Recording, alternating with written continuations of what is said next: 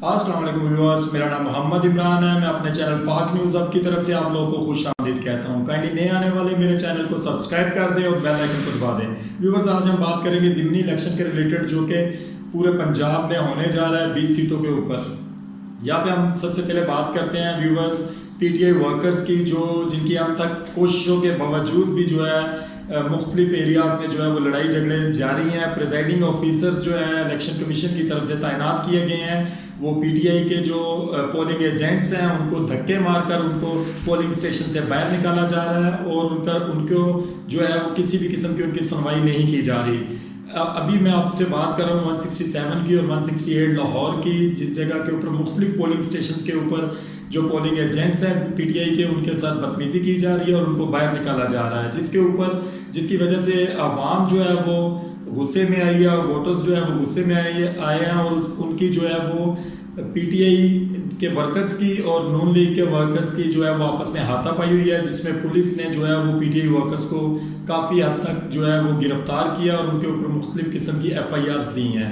इसके बाद हम बात करते हैं ज़िला झंग की, और वहाँ का एक एरिया है थल। इसमें एक पोलिंग स्टेशन बनता है government middle school Kashmir colony थल का PP 125, जिस जगह पे मैं आपको वीडियो शेयर करूंगा अभी अपने इस वीडियो के एंड के ऊपर। वो आप देखिएगा कि किस तरह से पीटीआई वोटर्स को जो और सपोर्टर्स को जो पोलिंग स्टेशन के अंदर वोट डालने के लिए नहीं जाने दिया जा रहा, उनको धक्के मारकर स्कूल से बाहर निकाला गया है।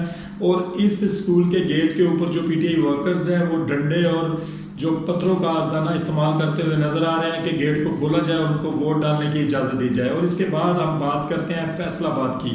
फैसलाबाद में जनाब ये जो एरिया बनता है नीलियावाला में एक साहब है पप्पू गुज्जर साहब की बदमाशी जो है वो उस सूरत में सामने आई है, जैसे आपने देखा होगा कि लाहौर में जो 14 कत्ल करवाए गए थे उसमें एक गुल्लू भट्ट साहब सामने आए थे। आज गुल्लू भट्ट साहब की जगह पे एंट्री हुई है पप्पू गुज्जर साहब की। पप्पू गुज्जर साहब लोगों को डराते और धमकाते हुए नजर आए हैं और लोगों को गालियां देते हुए और असले की नुमाइश करते हुए। और उसके बाद पुलिस की भारी नफरी ने जो है वो वहाँ पे रेड किया है और पप्पू गुज्जर को हिरासत में लेते हुए थाने मुंतकिल कर दिया गया है। व्यूअर्स, मेरा एक सवाल है, काइंडली कमेंट्स बॉक्स में जो है वो आप अपनी राय दीजिएगा। अगर मुल्की हालात को इस तरीके से कंट्रोल करने की कोशिश की जाएगी, अगर इन ज़िमनी इलेक्शन को सही तरीके से नहीं होने दिया जाएगा, तो क्या ये मुल्क स्टेबल हो पाएगा? क्या कि आज का दिन गुजरने के बाद कल क्या होगा, कल की सूरत हाल क्या होगी मुल्क के अंदर?